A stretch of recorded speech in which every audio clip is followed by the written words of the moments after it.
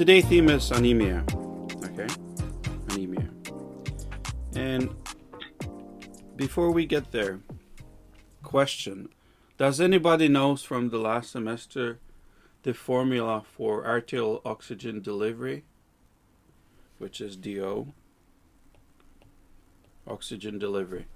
Or do you at least remember the parts that are responsible for that? Concentration of hemoglobin. Definitely. So cardiac output. Very good.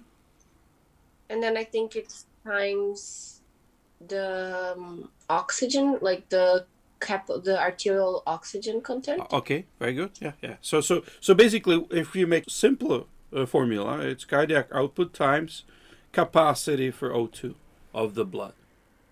So that means, like if the blood is a train or whatever, it means how many seats it has, how speed it goes, and how many passengers it gets, and that's it. And so that means how good it is in delivering the passengers, okay?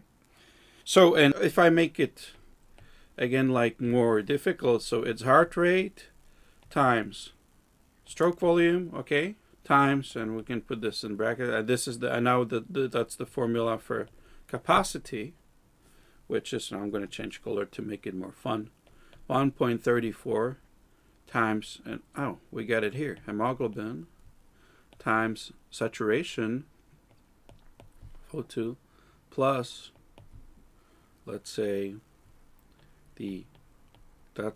what is this one, times PaO2, that's the dissolved oxygen, okay? But as you know, the dissolved oxygen is like for nothing. It's almost like, you can sort of ignore it. Because the most important thing over here in the capacity is the hemoglobin, how much you have the hemoglobin. So basically, if you remember this, all of this is O2 delivery, and it's up to O2 delivery. And it's about 3 systems. So those are lungs, okay? So lungs. It's dependent on the function of the lungs. It's dependent on function of the heart. Okay. Yep. We put a heart like this. Okay. I'll make it even better. That looks better. Okay. So lungs are over here, but they're up over there. So lungs, and then we can say erythrocytes. And I'm sure that what you understood in the last semester is, and in real life, these 3 systems cooperate together and help each other. So in case one of them is failing, the other ones are trying to boost up their abilities, and the result is to make the oxygen delivery the same as it used to be. So in case, for example, you got problems with lungs, how are you going to compensate that? So there's a problem with oxygenation. Heart will start pumping faster. Okay, heart will start pump faster. Very good. What else? The amount of red blood cells is going to increase also. Why? Well, because since, I don't know. How come? What is the impulse to boost up the erythrocyte? Hypoxia. It's the hypoxia. Yeah. And of what mainly? What tells? Kidneys are responsible for erythropoietin. Okay, so very good, very good. Kidneys Exactly, that's what I wanted to hear. So there's hypoxia, and kidney is going to generate EPO, and EPO is going to get to bone marrow, and this is going to produce more of erythrocyte. So, and what if the heart is failing now?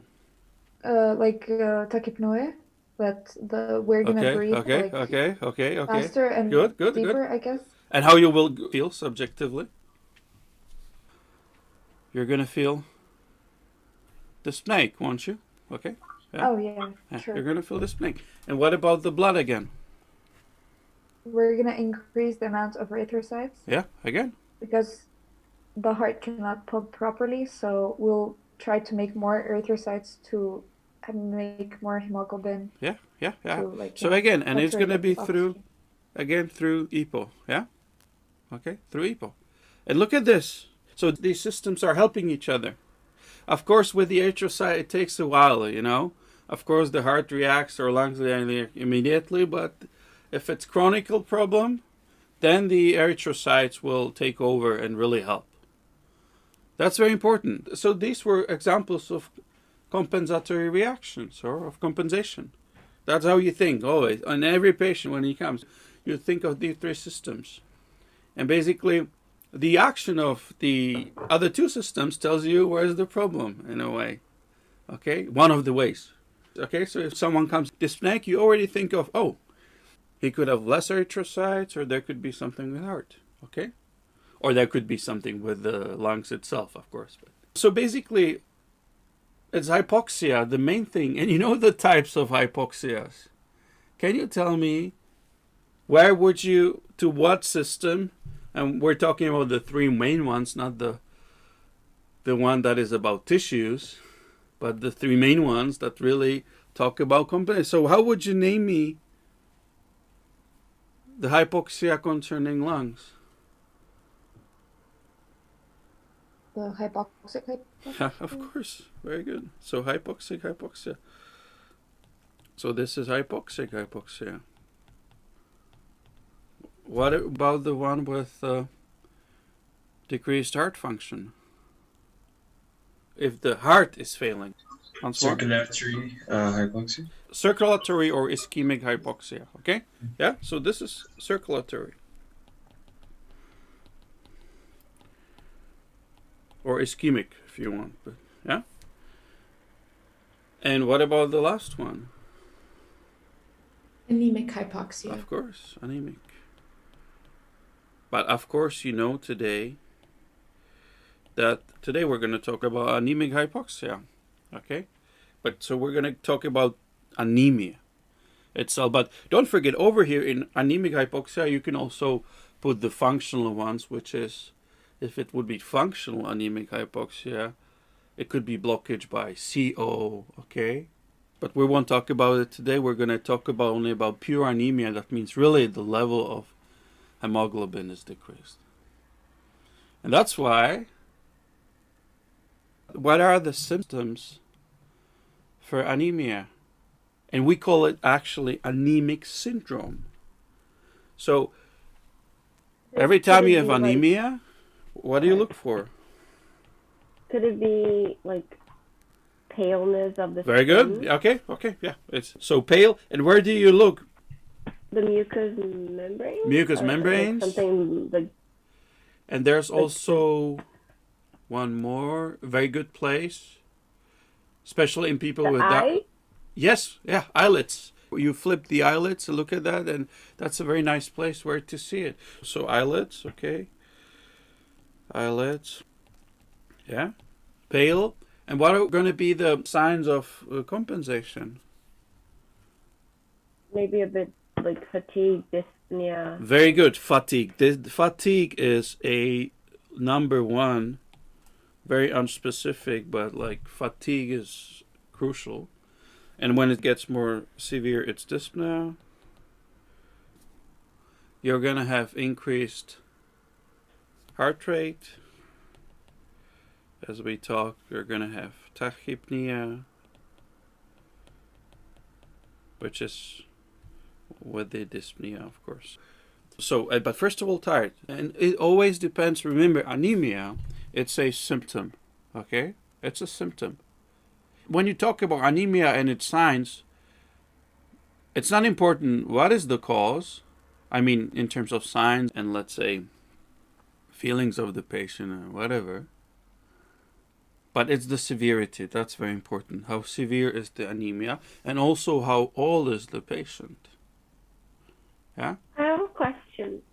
Yep. Does it Because with our ICM, the clinical practices, our doctor mentioned once that there is a hard sound for anemia. Is that a thing?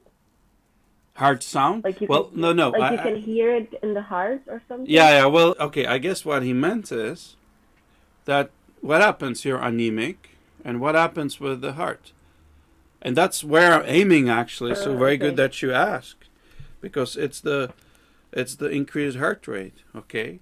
So every time you're anemic, and it depends how severe it is, the heart has to pump harder. And as I told you last year, basically anemia is a test of the heart, of the circulation mainly, because that's like rapid response, and it's overloading the heart. So basically, with all the patients which definitely have, stenotic carotid arteries, whatever, it's a high risk for MI every time. Not for a young person, 22 years old. So that's why in young patients, first of all, if, let's say, the anemia is not severe, they don't even have to know it.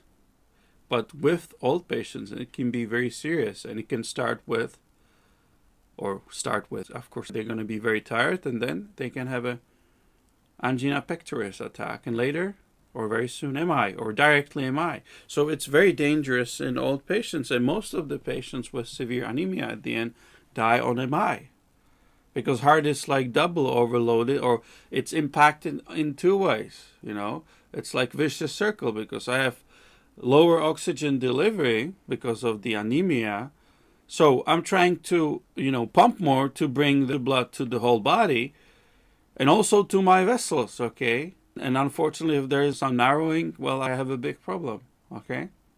So it's consuming, it needs more oxygen. It has to work more. In contrast to other organs, let's say brain, well, brain is not working more. Okay, so it needs sort of basal oxygen delivery. But the heart is the one who has to work more to bring itself more oxygen. So it's consuming the oxygen more. So that's why it's like double impacted by the anemia. Okay? But the main message, remember MI. Always think of MI with people with anemia. All patients with severe anemia equals MI in most of the cases. So that's why also if a old patient comes to you, tachypneic, tachycardic, and you check blood and there's anemia, you try to normalize it as soon as possible to take off the load from the heart. You're not waiting for MI. Okay? And there was one more thing I wanted to say. What was that? Anyways, so remember, MI is very much connected with anemia. What was that? Oh, yeah, and what I wanted to say, so that's the answer. Every time you got anemia, the heart has to work more. And that's why you're going to have murmur, because if there's something with the valves or whatever, or it doesn't have to be necessary, but you're going to see sounds because the blood flows faster, there is a higher turbulence, and that's what you hear, okay? Yeah? Good. Thank you. Yeah. So, good. Murmur. Very good. So, that's general. So, this is anemic syndrome. All of these signs, okay? All of these. Paleness, tiredness, increased heart rate, etc., etc. That's very typical, okay? So, anemic syndrome. And if we jump into, very generally, into anemia, and we talked about that it's about decreased hemoglobin, which very much equals hematocrit in a way now, but we'll come to this later. It's pretty the same, it tells you the same thing. But hemoglobin is the simplest, and basically you got a direct diagnosis. You just check the hemoglobin and you know this patient has anemia. That's it. But you have to look farther because you have to find the cause of the anemia, of course. You cannot stay with anemia because there could be some really serious and dangerous problem why the patient has anemia. Especially as the years go up and over 50. Remember from now on that every patient that comes to you and has anemia and is over 50 years, first thing you're going to check is GIT tract. I should stress this at the beginning because you want to look for cancer. And very probably you'll find a cancer. So very dangerous. So over 50? Over 50, yeah. Not in a 20-year-old patient, you wouldn't expect that. But over 50, always first rule out the possibility of GIT malignancy. Because it's hidden, he's bleeding just a bit, and that's how we got to anemia. Just, it's just very typical and very common. No, you have to look, and depends on what system you think where the problem is, you have to send them to specialist, or depends. Some of the anemias you're able to deal with yourself. I mean, if you're in your private practice as a GP, but the other ones you have to send to specialists. And depends, yeah. Not only hematologists. Could be bleeding from somewhere else, so that's where you send them. But before we get to this, and of course, this is crucial for you to understand, and basically, we call it a pathophysiological division of anemias. And the main question over here is why the hemoglobin is decreased. Pathophysiological division of anemias. And I would like you to tell me if you could figure out the causes of anemia. Very in general. So first, you got some amount of erythrocytes. And basically now you're dealing with two extremes in a way. And the result in both cases is decreased erythrocytes. Okay. So on one side, there could be a problem in production. And on the other side of Hemolysis. Yeah, or it doesn't have to be hemolysis. Bleeding. Bleeding. Okay, very good. So on one side, there's decreased production. And the other one, I should make it red, don't you think? Is increased loss or distraction. Okay, so distraction or loss. Okay, yeah. So that means distraction means hemolysis. Very good. And the one means bleeding. So we call it post-hemorrhagic. Okay, so if we bleed. And of course with the GIT bleeding, that's the one we're talking about. We're post-hemorrhagic. And we're coming to more detailed explanation of decreased production. Because we explained the loss. It's very simple. Bleeding or distraction. Okay. But now there are many causes of decreased production. So tell me. So there's something with bone marrow. Either it cannot work because, tell me, because there is not a substrate that it's producing something, and either it would be the hemoglobin, or either it would be about division of the cells, okay? So some substance is missing. Iron deficiency. Okay, so first one I want to know, but very good. So first one is going to be iron deficiency, yeah? So iron deficiency, but very good. So of course, you don't have iron, so what? That's the main substrate to produce hemoglobin, so you won't produce it well. What could be other thing missing? Tell me some more. Could it be something related to the transport, like ferritin, transferrin, and?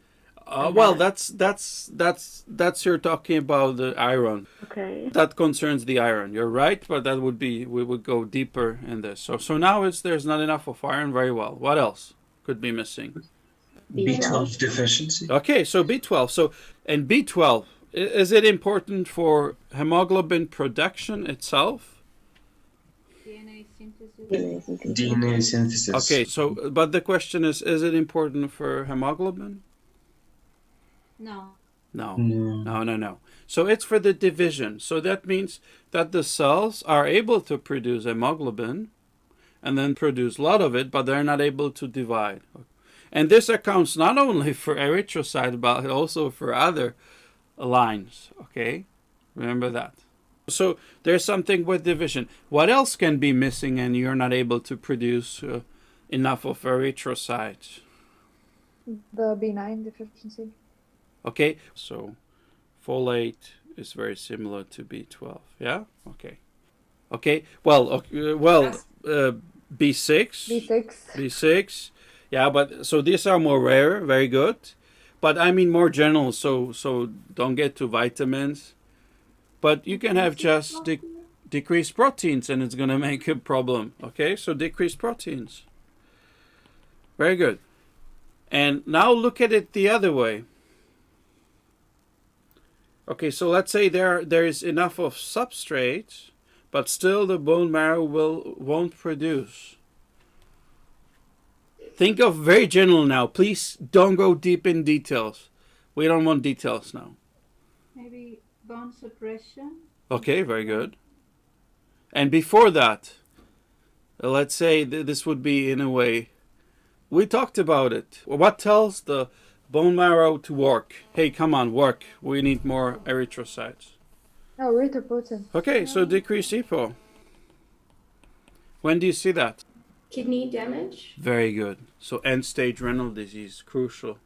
And remember from now on, okay, end-stage renal disease, that's actually the only anemia. So this is anemia due to kidney failure or kidney problem.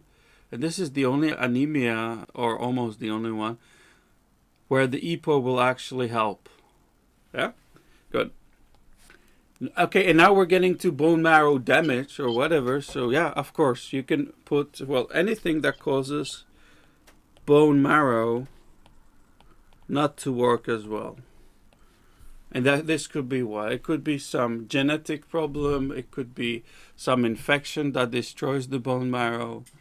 It could be, of course, invasion of leukemic cells, okay, that suppress everything, and many, many other causes, okay? So bone marrow suppression in whatever the way it could be your beloved tuberculosis invasion, etc., etc.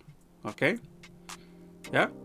So, thanks for watching, and don't forget to subscribe and ring that bell. And as always, check the description below for supplementary questions and other materials.